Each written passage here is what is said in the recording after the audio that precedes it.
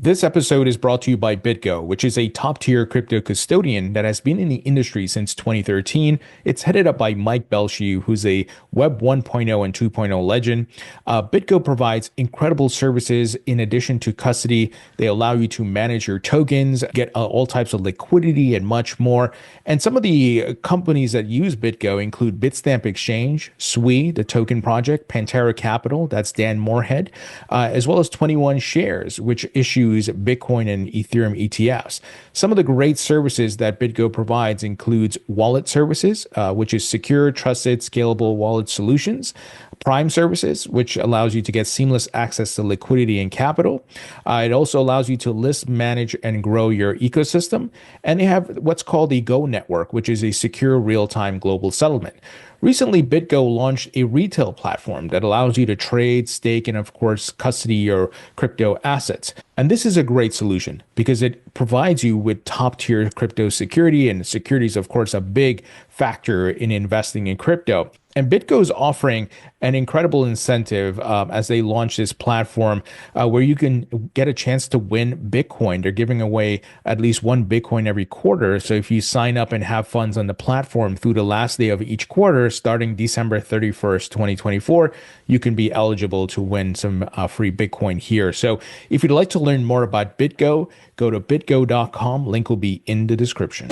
Hey everybody, we're down at the DC Blockchain Summit. I have Benjamin Dagels and Ben Jorgensen, who are the co-founders of the Constellation Network. Ben and Benjamin, great to see you both. What's up, Tony? Hey, good to see you, Tony. Thanks for having us. So guys, before we talk all things Constellation, how are you feeling about the change in the government and the pro-crypto stance? Yeah, I mean, look, we were here last year. It was a different energy. People were a little bit somber just because, we need regulation. This administration's not doing anything. Everybody hates Gary Gensler. So it was like, we might as well just get drunk afterwards because not much is going to happen, right? But then in the last, year since then, specifically last 4 to 6 months, the change in energy has been parabolic. And so this is at least, I would say, tripled in size. A lot of people here. The energy is now proactive. It's no longer like, what do we do? It's how do we do it? And what we've seen working with the government for 6 years is in the last 3 months, we're seeing a major shift in municipalities, local government, state government, which is really exciting. Yeah, I'd say last year was pretty eye-opening at this conference to get some sort of idea of the quality of individuals here. I had a moment last year where I ran into Hester Pierce, the commissioner at the SEC, who's been very pro-digital assets. She's still around, so, right? And I stopped her literally in the lobby. Nobody was even talking to her, and I was like, "Look, the more that we create, the lack of clarity that exists in digital assets has a compounded impact on the technologists and what we're building." I was like, for example, we've been working with the Department of Defense for 6 years, right? So there's positive things in technology that we're doing that maybe that are indirectly impacted by the lack of clarity. And now we're here. Yeah. This is now it's cool to be here. Yeah. Right? It's pretty neat to see this evolution. Yeah, 100%. So you guys optimistic we should see clear legislation this year and the industry gets regulated where you have that clarity as an entrepreneur? Yeah, I mean, so, the government back in the day was, pretty anti-crypto, or they just didn't want to really talk about it. And then they started getting curious and started using crypto. I think government is one of the largest Bitcoin holders in the world, right? Yeah. And now it's like, if you can't beat them, join them, right? It's more of like, hey, if we don't come up with regulations and some guidance on this, it's going to continue to push innovation overseas. People are going to start to continue to do dark, kind of skunk works projects with cryptocurrency, right, which is not good for humanity or America in general. Exactly. And so, absolutely, if I was a betting man, this is the year we finally see those guardrails, but we don't want overreach, right? Sure. We don't want what we've seen in overseas in Europe, where it's like 3,000 pages of regulations that basically cripple someone's spirit to even get in the game, because all that's going to do is force that bad acting to happen again. So I'm stoked because there's all this institutional money, especially in the Web 2 space, that wants to get in the game. But if they're calling their law office and they ask, is this legal, and they don't have a clear answer, it's going to be a hell no. They're going to stay away. But now that once that happens, we're going to see a parabolic growth, I believe, from some of this legacy money and institutions that we haven't seen before. Absolutely. Oh, I was just going to add into that, What we're also seeing at this conference is a mix of Democrats, Republicans. You have congressmen, you have senators here, you have policymakers and enforcement that are very, very pro. And so most people in the U.S. don't get a glimpse at how positive the engagement it is right now, and there is an excitement overall for people to learn about it and do more. Oh yeah, I mean, it's just the vibe is so different, and it's exciting, and I feel like everybody's excited for like this year and what's to come. Right. It's amazing. Yeah, this is a whole new audience. Like you have a new energy of people wanting to be a part of this space. For sure. So let's talk Constellation. What's the latest and the greatest? Yeah, today we announced that we launched a new product called Digital Evidence, and it really rides on the backbone of reinventing the multi-trillion-dollar opportunity that we call the verification economy.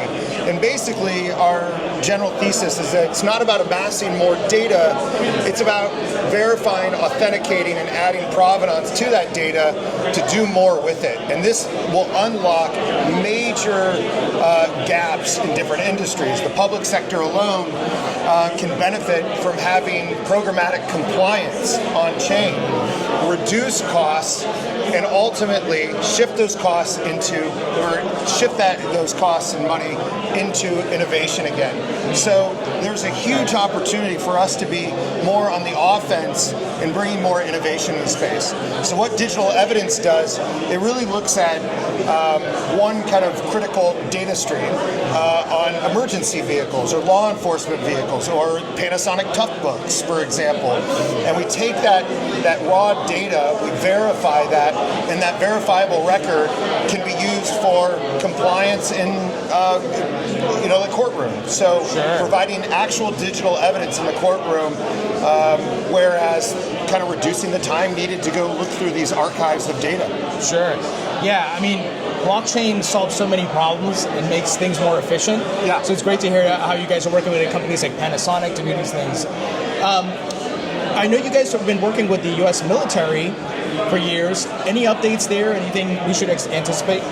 Yeah, I mean, of course, I'd be remiss not to mention just some of the stuff happening around Doge, right? Like, love it or hate it, there is a need to address some of these transparency issues.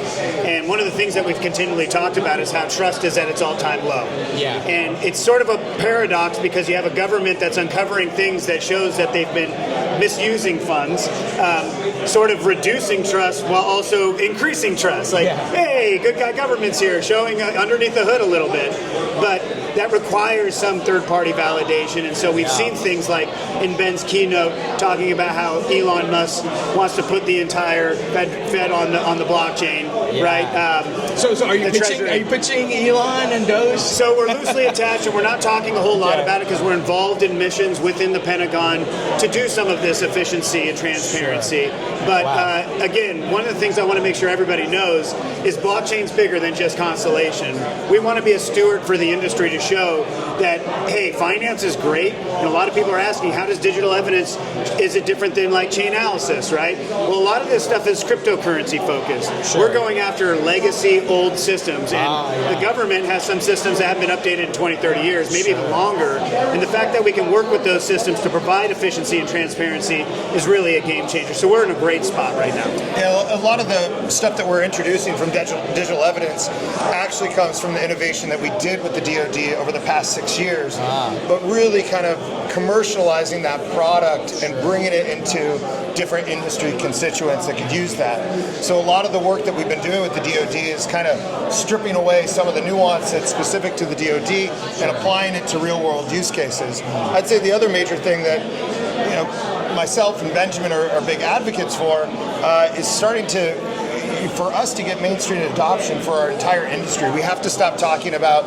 the features that make up a protocol. Feeless, scalable, high throughput. Interoperable. None of that really matters at the end of the day, right? So taking even our learnings from a marketing perspective and applying that, my whole keynote didn't mention the word blockchain at all.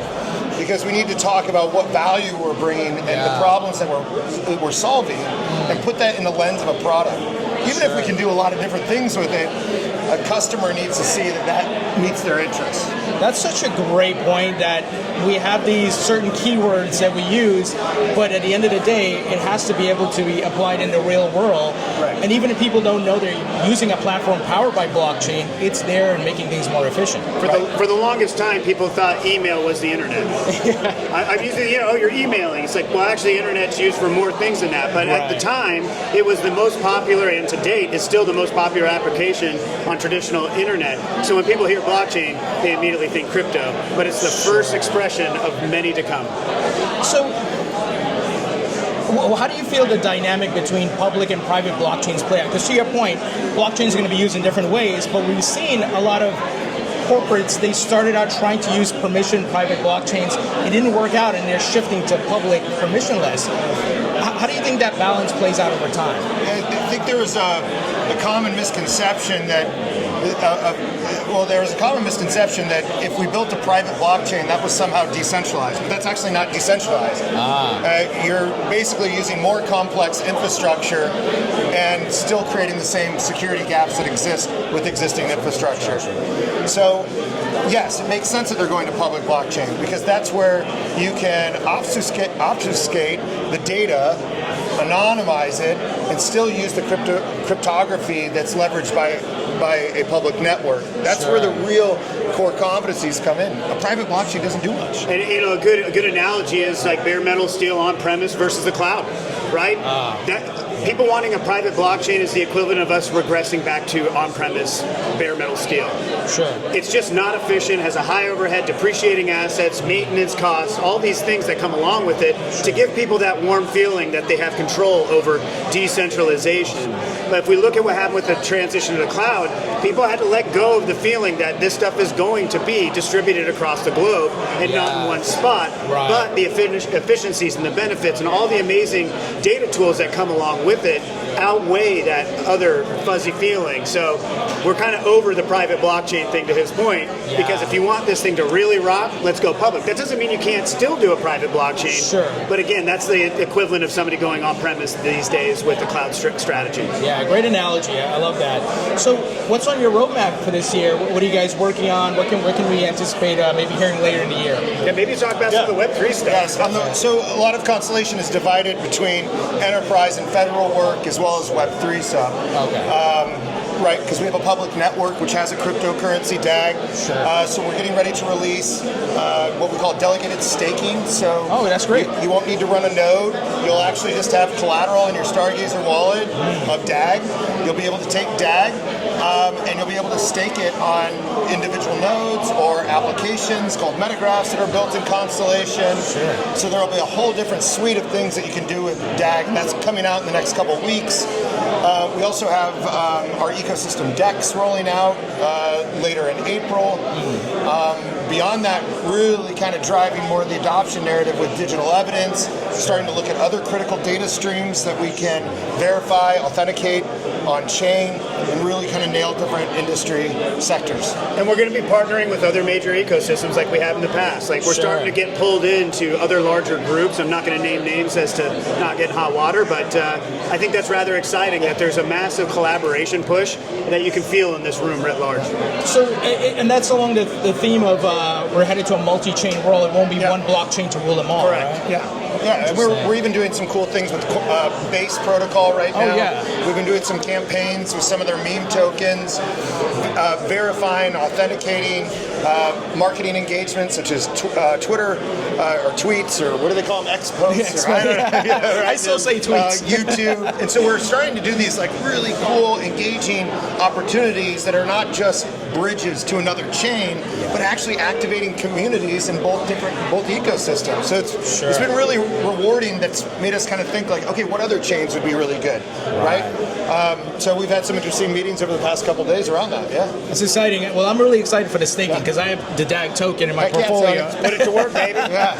And the DAG. So we'll have to have you guys back on the podcast to talk about all these updates. But great chatting with you, and thank you so much. Tony, you're a rock star, buddy. We love you. Great smile, and we're happy to be here. Awesome, Thanks, Tony. guys. Thank you.